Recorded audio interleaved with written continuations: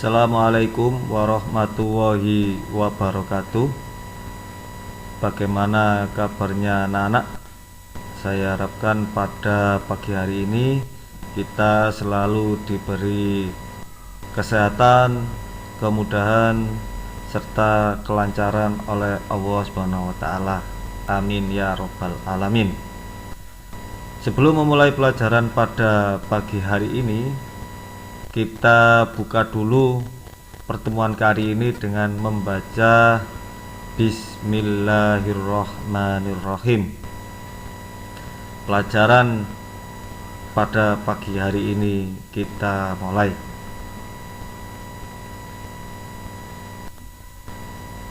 Pada pertemuan kali ini melanjutkan dari pertemuan sebelumnya, yaitu kita membahas tentang perangkat lunak secara umum. Kemudian pada pertemuan hari ini yang kita bahas adalah sistem operasi closed source, ya, sistem operasi closed source.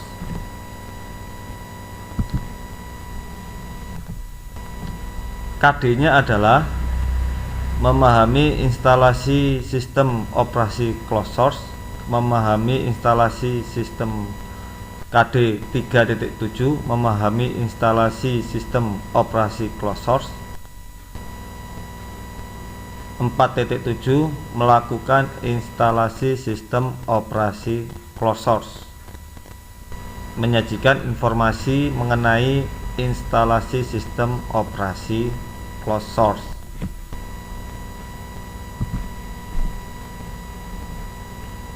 Kemudian sebelum kita membahas lebih lanjut tentang materinya, ini ada pertanyaan yang saya sampaikan di awal,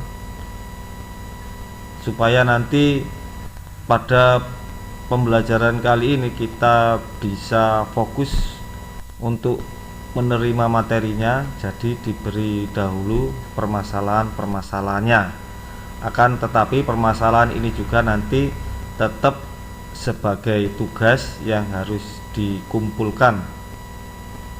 Bisa nanti kalau e-learningnya sudah bisa, berarti nanti dikumpulkan di e-learning KI 3 dengan keterangan operasi closed source. Akan tapi jika masih ada gangguan, berarti nanti bisa dikirim saja melalui WA group, ya. Jadi bisa sampean tulis pertanyaannya di bukunya, atau nanti bisa di screenshot, ya, bisa di screenshot supaya nanti tidak mengulang lagi untuk membuka pertanyaan, karena pertanyaan ini masuk di awal dari pertemuan kita kali ini. Jadi pertanyaan yang pertama adalah apakah yang dimaksud dengan sistem operasi closed source?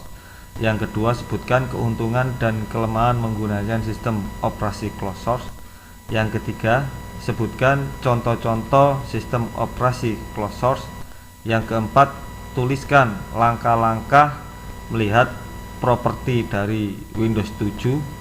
Dan yang kelima, ada berapakah versi dari Windows 7. Oke ya, sudah ditulis dan sudah di screenshot. Langsung saja kita menuju ke materinya.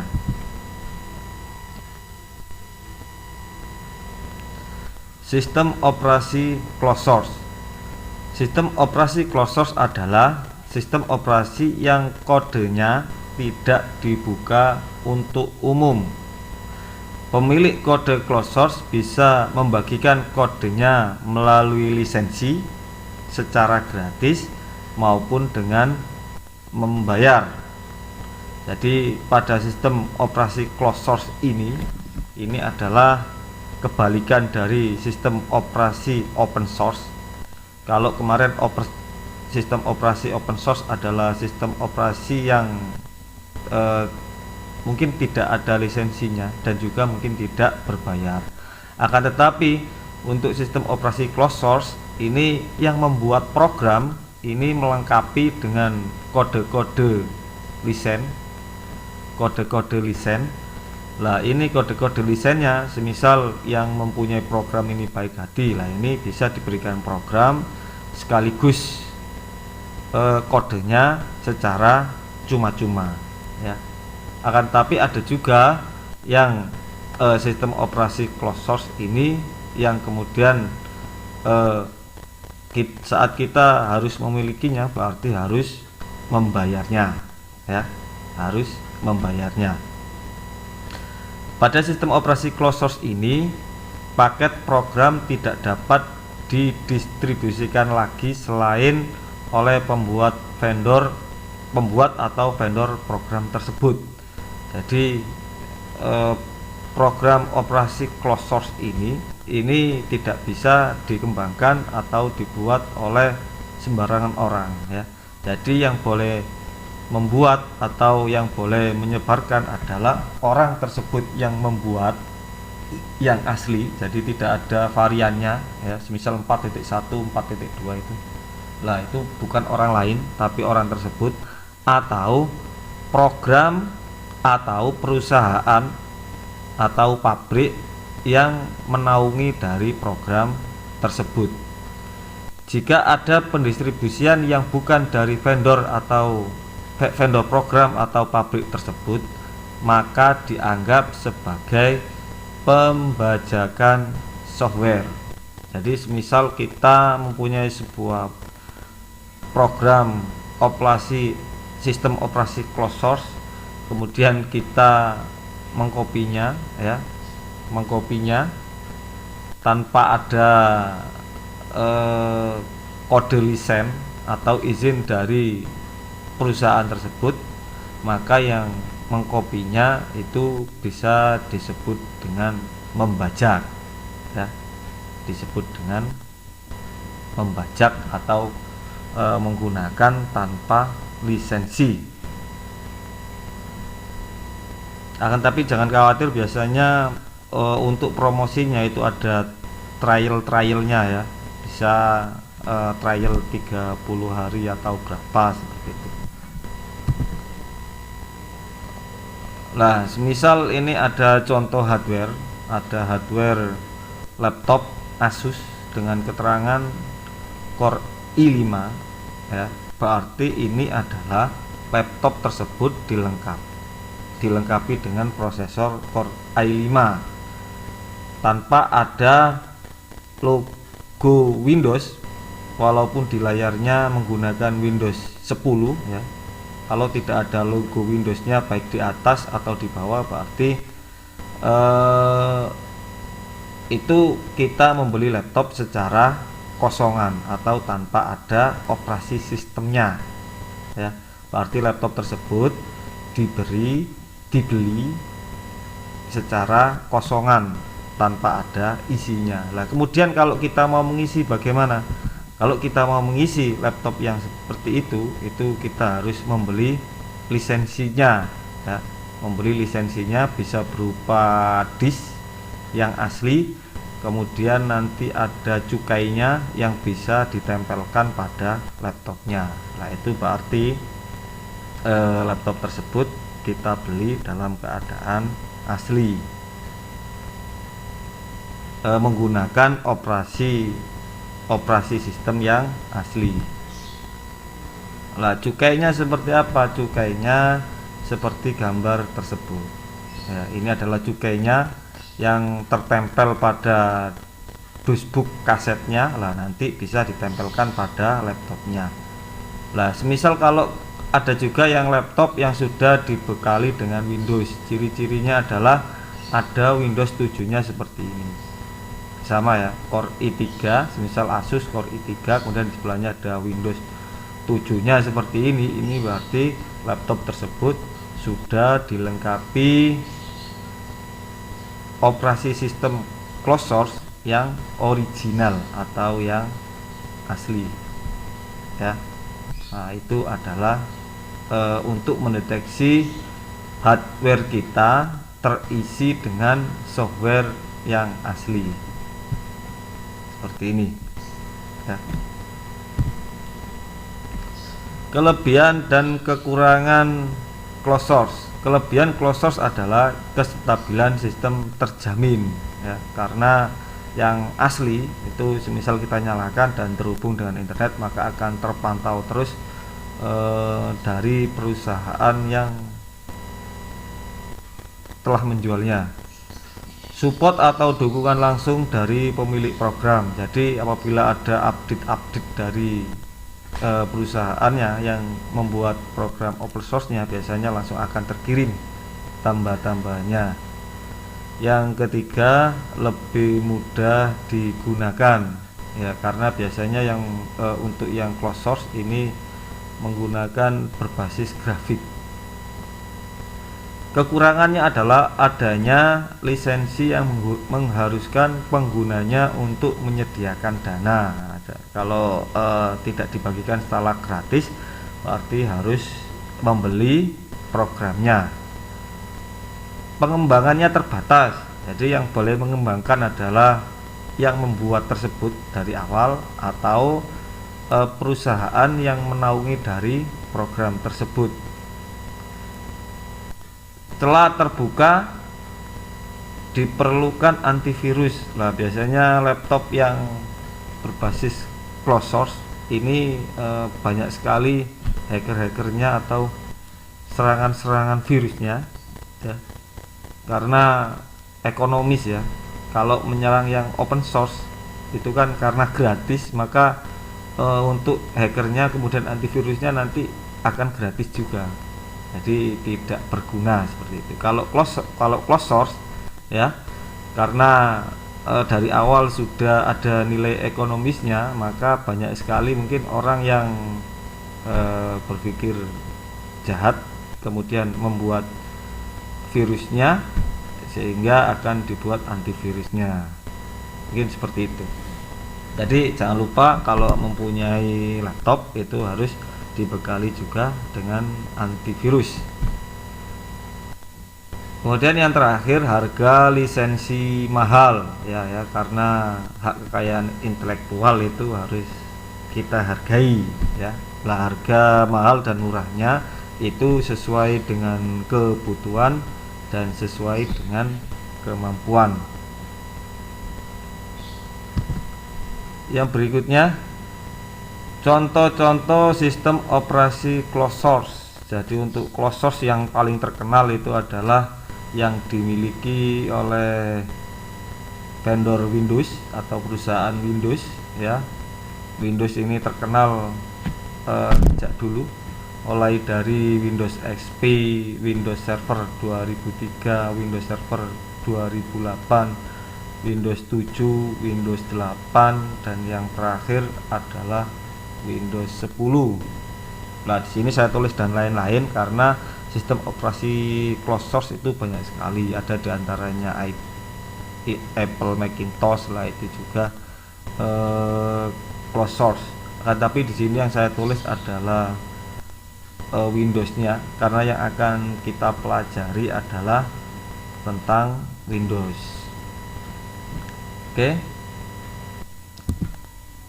Nah, yang berikutnya adalah ada logo Windows 7 ya. Ada logo Windows 7 yang akan kita pelajari dari operasi sistem closed source. Yang pertama adalah yang kita bahas tentang Windows 7. Nanti setelah Windows 7 akan kita bahas tentang Windows 8. Kemudian yang terakhir akan kita bahas tentang Windows 10. Jadi berurutan ya, berurutan. Yang kita bahas dulu adalah Windows 7. Baik, Windows 7. Windows 7 adalah versi Windows yang menggunakan menu Start yang menggantikan versi Windows sebelumnya. Jadi sebelum Windows 7 itu ada yang biasanya digunakan itu ada Windows XP dan Windows Vista ya. Nah, start menunya itu ada start menunya yang seperti ini. Kalau yang Windows XP itu klasik start menu, jadi tampilannya masih tidak sebagus dengan, tidak seperti Windows 7. Tidak seperti pendahulunya yang memperkenalkan banyak fitur baru, Windows 7 lebih fokus pada pengembangan. Tidak seperti pendahulunya yang memperkenalkan banyak fitur-fitur baru, Windows 7 lebih fokus pada pengembangan dasar Windows dengan tujuan agar lebih kompatibel dengan aplikasi-aplikasi dan perangkat keras komputer yang kompatibel. Jadi pengembangan dalam versi Windows 7 ini hampir sama dengan Windows Vista, akan tetapi kelebihannya dari Windows 7 itu lebih kompatibel dengan hardware-hardware lainnya. Semisal kalau kita mau mengisi PC atau laptop dengan Windows XP dulu itu, untuk supaya keluar suaranya maka kita memerlukan driver setelah melakukan penginstalan operasi sistem. Akan tapi untuk Windows 7 ini ada beberapa perangkat keras ya yang tanpa menggunakan driver ini langsung keluar suaranya, langsung keluar sinyal wifi-nya mungkin ya, atau ada printer semisal ya, ada hardware printer, kemudian kita masukkan saja ke USB-nya, itu dengan standar biasanya Windows 7 langsung bisa mengenali ya, tapi dengan setup yang standar. Nah, kemudian untuk yang setelah Windows 7 ini, Windows 8 ini tidak menggunakan start menu ya, tidak menggunakan start menu, tapi menggunakan seperti launcher atau seperti icon ya yang ada di luar itu. Akan tapi pada Windows 10 kemudian kembali ke start menu. Nanti akan kita bahas pada operasi close source yang selanjutnya. Spesifikasi perangkat keras. Spesifikasi minimal Windows 7 yang disarankan. Arsitekturnya 32 bit, 64 bit. Jadi untuk Windows 7 ini ada dua arsitektur ya, ada yang 32 bit dan ada yang 64 bit. Kecepatan prosesornya untuk yang 32 bit itu menggunakan minimal 1 GHz clock speed dengan peruntukan 32 bit. Kemudian untuk yang untuk kecepatan prosesor yang 64 bit ialah 1 GHz untuk arsitektur 64 bit. Nah, ini biasanya jika laptopnya itu untuk 64 bit kemudian diinstal dengan 32 bit itu tidak mau. Begitu juga sebaliknya, yang 32 bit kemudian diinstal dengan 64 bit juga tidak bisa digunakan. Nah, untuk mengetahui 32 bitnya dan 64 bitnya, kalau yang beli laptop baru itu biasanya ada tulisannya di dashboardnya atau pada manual booknya. Kemudian untuk kecepatan RAM, random access memory, untuk 32 bit ini minimal 1 gigabit ya, 1 giga. Kalau untuk yang 64 bit itu minimal 2 gigabit. Unit pengolahan grafis dengan didukung DirectX 9 dan WWDM driver model 1.0. Tidak terlalu diperlukan, hanya dibutuhkan untuk Windows Aero. Jadi karena seperti pembahasan sebelumnya, karena sudah kompatibel dengan spesifikasi perangkat keras, biasanya setelah menginstal Windows 7 itu kita tidak perlu menginstal tampilannya lagi atau tampilan VGA nya lagi. Jadi sudah langsung menyesuaikan dengan operasi sistemnya. Kemudian media penyimpanannya atau storage-nya harddisk minimal 16 GB. Kemudian kalau yang 64 bit itu minimal 20 GB. Jadi space yang kosong untuk mengisi Windows 7 itu pada posisi harddisknya minimal harus mempunyai space 16 GB untuk yang 32 bit, atau minimal 20 GB untuk yang 64 bit. Kemudian drive room untuk instalasi dari media DVD. Jadi penyimpanan kasetnya untuk yang Windows 7 sudah menggunakan DVD. Kalau Windows XP itu menggunakan kaset CD masih bisa. Kaset DVD itu ukurannya minimal 4 GB ya, minimal 4 GB. Jadi kalau yang laptopnya itu tidak harus yang tidak mempunyai CD-ROM, berarti nanti bisa pakai CD-ROM eksternal ya, atau drive ROM eksternal, nanti tinggal dicolokkan pada USB gitu saja. Nah, yang berikutnya untuk mengetahui Windows jenis dari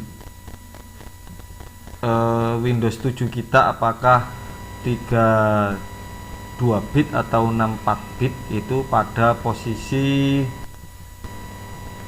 My Computer ya, My Computer, kemudian klik kanan, kemudian pilih yang paling bawah sendiri, properti ya, properties.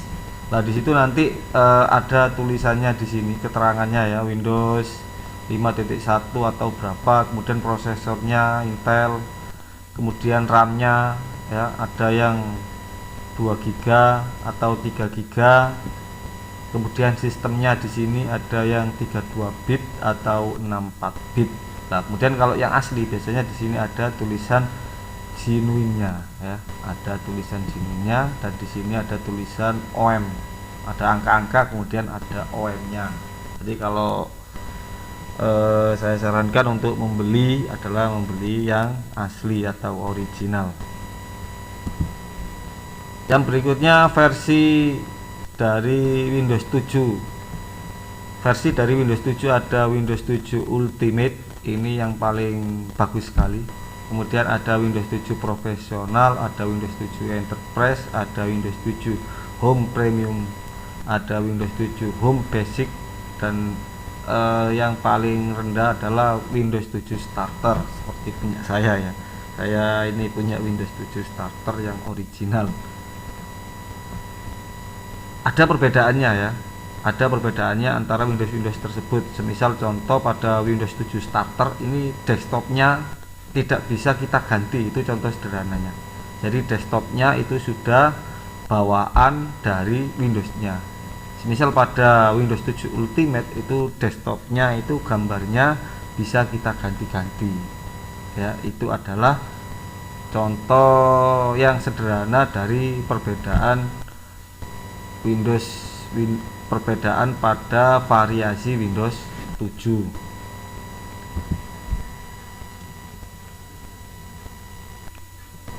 Kemudian pembatasan memori, di sini memori maksudnya RAM ya, pembatasan RAM pada masing-masing versi Windows.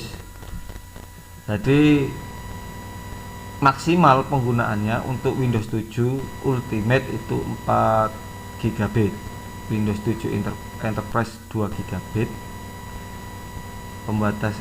Kemudian untuk yang versi 64 bit Windows 7 Ultimate 192 GB, Windows 7 Profesional 4 GB, yang 64 bit itu 192 GB, Windows 7 Premium 4 GB, kemudian yang 64 bit itu 16 GB, Windows 7 Home Basic 4 GB, 8. Pembatasan pada yang 64 bit itu 8 GB. Windows 7 Starter itu maksimal 2 GB. pembatasan pada 64 bit itu tidak ada versi 64 bitnya. Jadi Windows 7 Starter tidak ada versi 64 bitnya, hanya versi 32 bit. Artinya apa? Ini maksimalnya. Semisal kita menggunakan Windows Starter tapi RAM kita 4 GB, lah itu mubazir ya, mubadir 2 GB, karena hanya maksimal itu untuk RAM-nya itu hanya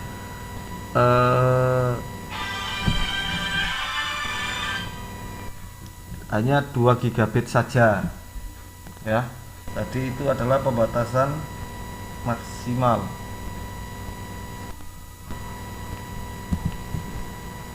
Kemudian yang berikutnya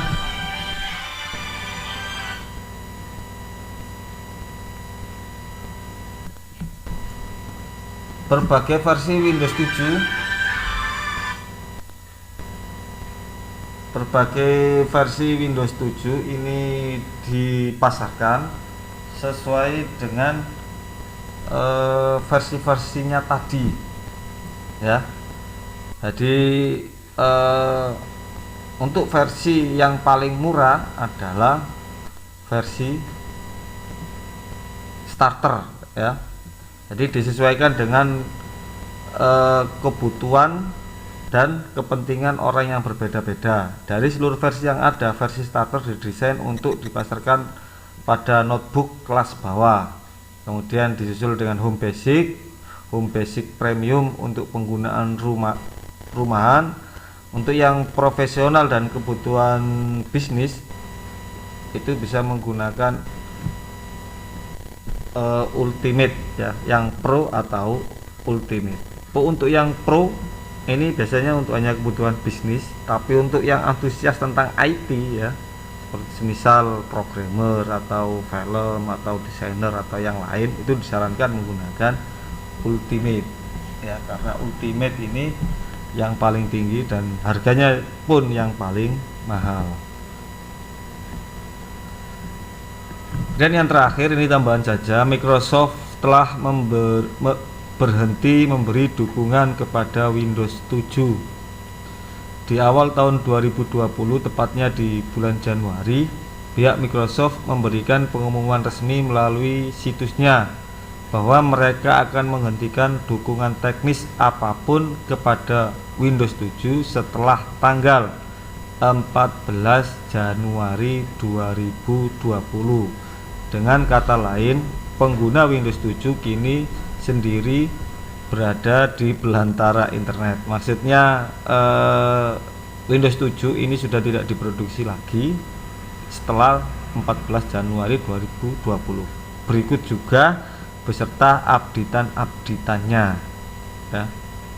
Namun pihak Microsoft akan tetap memberikan dukungan berbayar kepada Windows 7 milik organisasi seperti organisasi pemerintah atau organisasi business enterprise.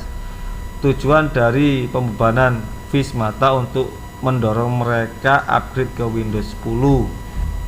Jadi setiap kita membuka Windows 7 yang terbaru itu pasti akan disuruh untuk upgrade ke Windows 10 ya, Windows 10, tidak ke Windows 8, karena Windows yang paling baru adalah Windows 10. Itu tujuannya. Dan yang terakhir, dan dukungan berbayar ini tidak berlaku bagi pengguna Windows 7 Home Edition karena komputer mereka kini rentang terhadap serangan dari luar terhadap sistem operasi mereka. Jadi karena tidak diupdate, kemungkinan rentan dengan virus-virusnya. Karena Windows yang asli itu memang biasanya dilengkapi dengan Microsoft Essential atau antivirus dari Microsoftnya yang bisa diupdate, lah itu digunakan untuk melindungi komputer-komputer kita atau perangkat keras kita dari bahaya virus. Baik anak-anak, itu saja untuk pertemuan kali ini. Jadi saya harapkan tetap semangat walaupun di masa pandemi COVID-19, Saya harapkan kalau tidak ada kepentingan tidak usah keluar rumah, stay at home, tetap jaga slogan 5